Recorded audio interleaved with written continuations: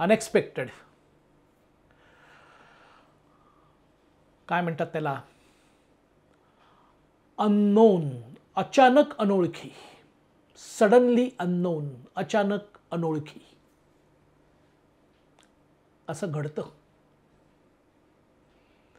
जी प्रचंड आपल्या जवळ असलेली ओळखीची असलेली व्यक्ती अचानक आपल्याला अनोळखी वाटायला लागते. वेळ प्रसंगी आपल्याला ती अनोळखी म्हणून ठरवते की सॉरी मी ओळखत नाही तुम्हाला. सडनली अननोन, अचानक अनोळखी. कैलास माझा विद्यार्थी. कैलास नॉर्थ इंडियन, म्हणजे काय म्हणतात त्याला, तो यूपीकडचा. एका ठिकाणी एक महाराष्ट्रावर कार्यक्रम बसवायचा होता आणि काही पर्सनॅलिटी डेव्हलपमेंटच्या संदर्भामध्ये माझे लेक्चर होतं. त्यावेळेला तो पुण्यात होता आणि ते सगळं छान पार पडल्यानंतर माझ्या जवळ आला, म्हणाला सर बहुत कुछ मिला आपसे. आणि मराठी तसं बऱ्यापैकी त्याला मराठी सगळं चांगलं समजायचं आणि मराठी बोलायचं, पण बऱ्यापैकी मराठी बोलायचं. तर म्हणाला की मला तुमच्याकडे शिकायला आवडेल वगैरे. म्हटलं येत कैलास, मला काहीच अडचण नाही म्हटलं. आणि तसा तो खूप म्हणजे काय म्हणतात त्याला, अशा अस्वच्छ वस्तीमध्ये त्यावेळेला राहत होता. आणि अशा मुलांबद्दल मला जास्त वाटतं की जर त्यांना खरोखर तहान असेल तर आपल्याकडनं का होईना जी काय थेंबर मदत होईल ती आपल्याकडनं व्हायला हवी. आणि कैलास यायला लागला. नंतर मला जाणवायला लागलं की कैलासचा आवाज फार छान आहे, खूप छान गातो तो. आणि मग मी आणि कैलास कधी कधी गाणी म्हणायचो. कैलासचं छान शैक्षणिक वर्ष सुरू झालं. मला वाटतं कॉलेजचं ते पहिलं वर्ष होतं. 12वी पार पडलेली होती.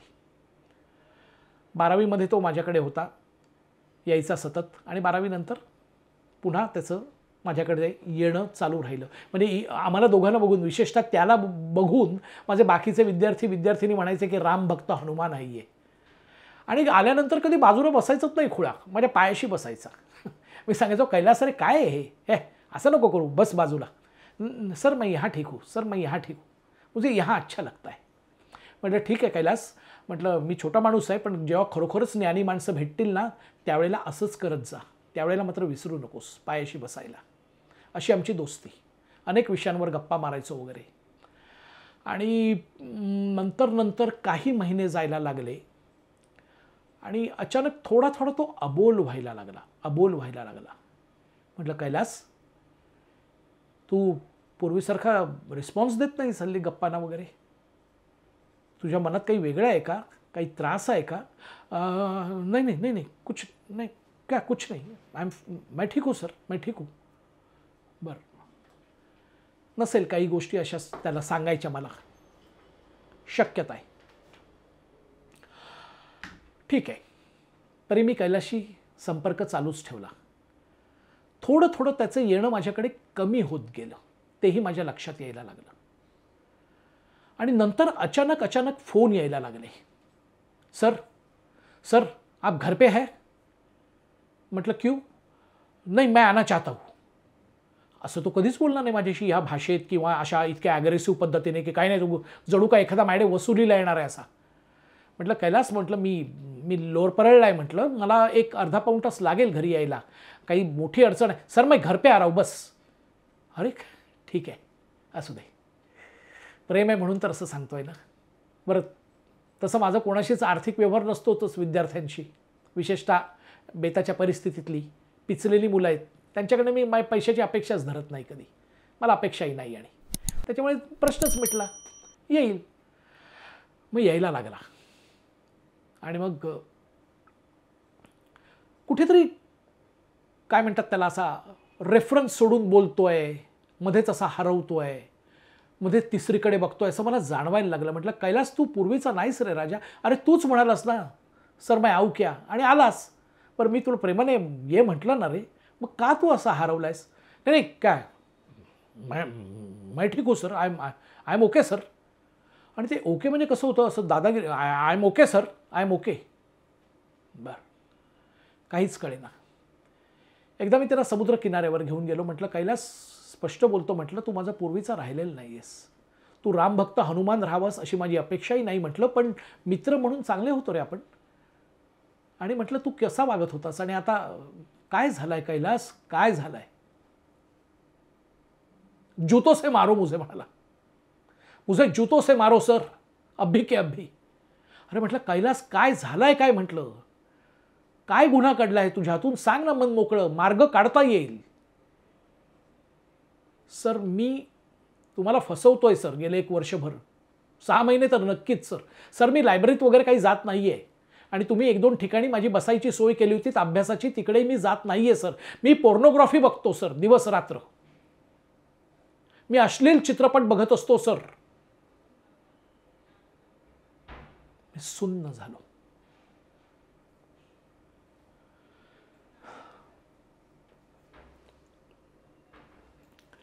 काय बोलावं हेच मला कळेना. माझ्या समोरचं पोरग, माझ्या यथाशक्ती जी काही ताकद आहे त्याप्रमाणे मी आकार द्यायचा प्रयत्न केला आणि इतका वाहवत जावा ह्याच्यात. म्हटलं कैलास ठीक आहे, म्हटलं कैलास काही अडचण नाही आहे, अजून ते वेळ कमी करता येईल कैलास. अडनिडं वय असतं, म्हटलं मोह होतो, म्हटलं एक मुलींच्या देहाबद्दल आकर्षण वाटतं वगैरे, हे सगळं निसर्ग आहे, पण वाहवत जाणं किंवा या मार्गाने जाणं हे गैर आहे कैलास. समजून घे, आजपासून तू ती सवय तोड कैलास. मला शब्द दे कैलास, ती सवय तोड. आणि काय माहित नाही, ढसढसा रडायला लागला आणि फाटकन त्याने त्याचा स्मार्टफोन माझ्या हातात दिला. सर आप रखिए, मेरी औकात नहीं है इसे इस्तेमाल करने की, नीच आहे मी. म्हटलं आता नीच हा शब्द नाही वापरायचा कैलास. अरे तू स्मार्टफोनच मला ताब्यात दिल्यास, आता तू कशाला बिघडशील? म्हटलं त्याच्यावरच बघत होतास ना सगळं. म्हटलं नको बघूस, आता अभ्यासाकडे वळशील ना. आणि मग आम्ही छानपैकी भेळपुरी वगैरे खाल्ली समुद्र किनाऱ्यावर, आम्ही घरी आलो. पुढचे 2-3 महिने स्मार्टफोन माझ्याकडेच होता, पण त्याचं येणं थोडं कमी झालं होतं. म्हटलं ठीक आहे, आता अभ्यासाकडे वळलाय, आता आपण नाही त्रास द्यायचा. कारण शेवटी मी असं त्यांचा अभ्यासक्रम असं विद्यार्थ्यांना काही शिकवत नाही. जे कॅलिडोस्कोपच्या माध्यमातून जे काही विचारांची तुमच्याशी देवाणघेवाण करतो, तशीच देवाणघेवाण माझी विद्यार्थ्यांचीही असते. हेच मला वाटणारं शिक्षणाचा काय म्हणतात त्याला लाडका प्रकार. दिवस तुझे हे फुलायचे, झोपाळ्या वाचून झोलायचे. आपण काही चांगलं पाहिलं, चांगलं ऐकलं, चांगल्या माणसाला भेटलो, त्याचे एक्सपिरियन्स शेअर करणं, शेअरिंग महत्त्वाचं. आपल्यामुळे दुसराही त्या अनुभव उपभोगू शकतो.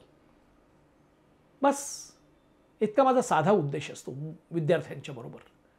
आणि 4 महिने स्मार्टफोन माझ्याचकडे त्याचा होता. त्यानंतर त्याचं येणं कमी झालं, पण मी खूप आनंदात होतो.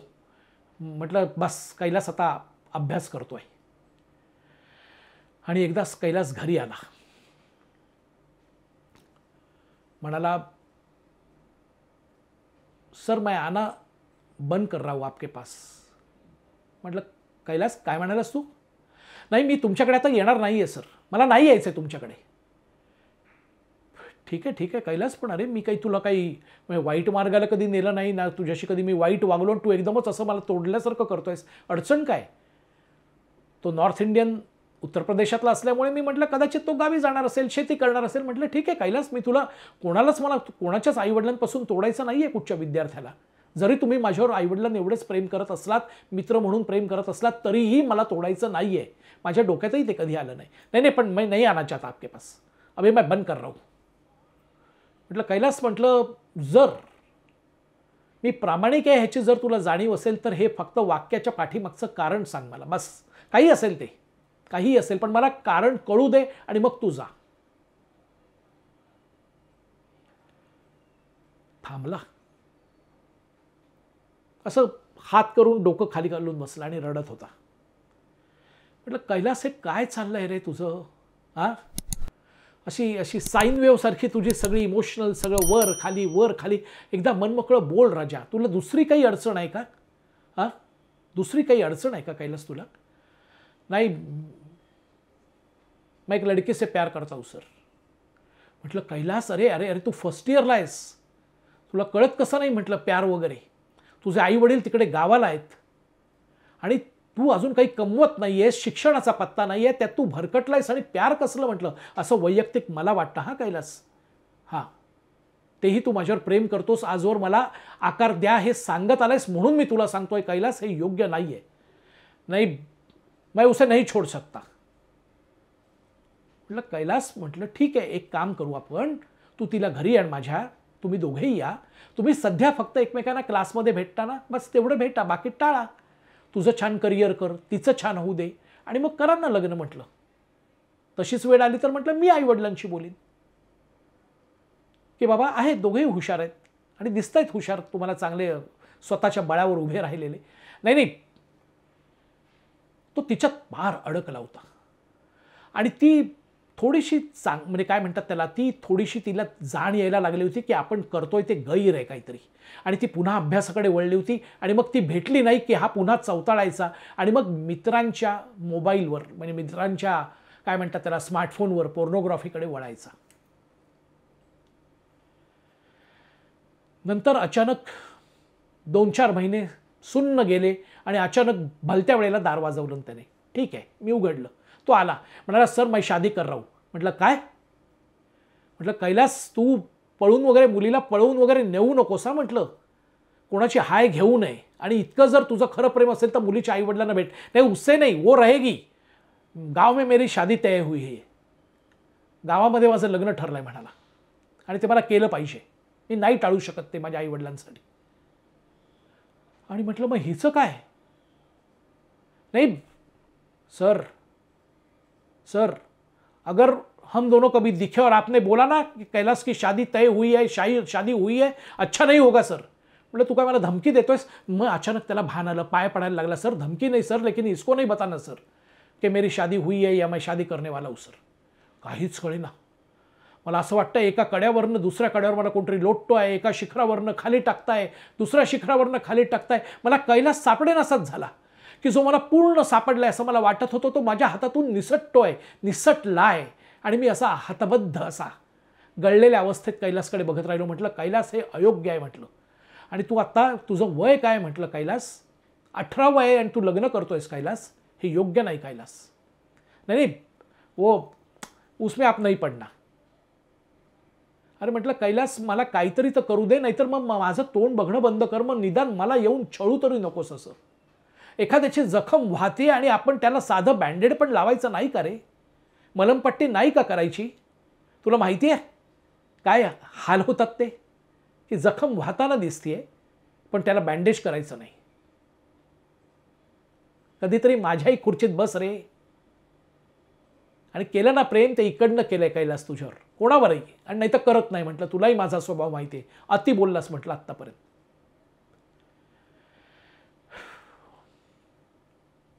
त्यानंतर कैलास माझ्याकडे यायचा कायमचा बंद झाला, कायमचा बंद झाला. अजून एका दुसऱ्या विद्यार्थ्याकडनं मी त्याचा स्मार्टफोन त्याला पाठवून दिला.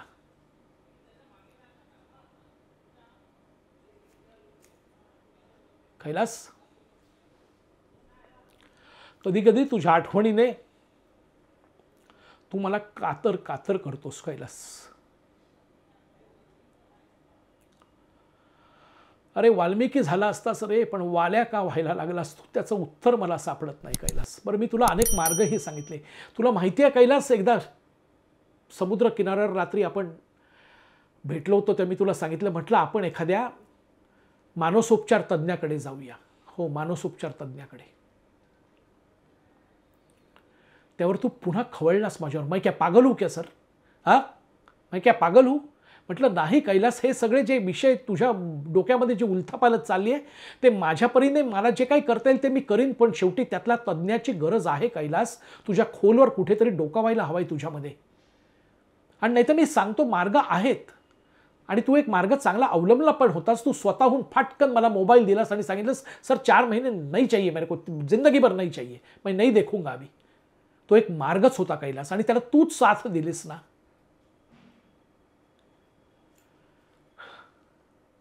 आता कधी कधी वाटतं, समजा कैलास जर मानसोपचार तज्ञाकडे जायला तयार झाला असता तर.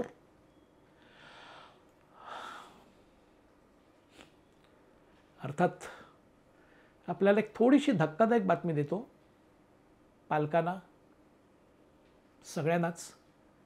आज 140 कोटी लोकसंख्येकडे आपला प्रवास सुरू आहे, आणि 25 जवळजवळ 22 ते 25 कोटी लोक मनोविकारग्रस्त आहेत.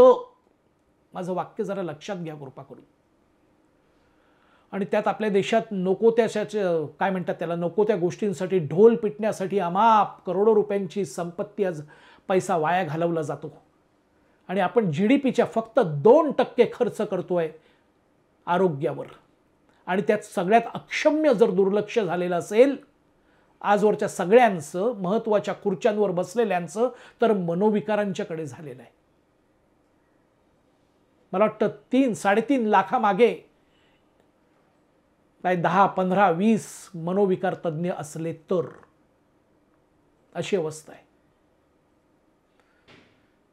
5,000 बेड्सच्या मागे का मला वाटतं जास्त, एक बेड फक्त या विकारासाठी असतो उपलब्ध. अक्षम्य दुर्लक्ष आपलं मनोविकारांच्याकडे होत आहे.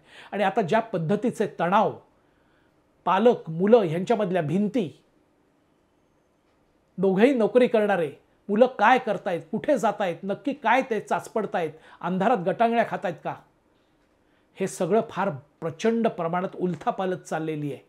म्हणून मी आज हे आपल्याला ऐकवलं. कैलास माझ्या हातातून निसटला. माझ्या परीने मी खूप प्रयत्न केले, पण तो त्यानंतर भेटलाच नाही मला, कधी आलाच नाही परत. कधी कधी आपलीच आपल्याला कशी थप्पड बसते हो, नाही. मला फार आनंद असायचा. कैलासने मला पूर्ण ओळखलंय आणि मी कैलासला पूर्ण ओळखलंय. We are known to each other thoroughly, याचा एक आनंद असायचा. आणि आज तोच कैलास सडनली, अननोन, अचानक, अनोळखी.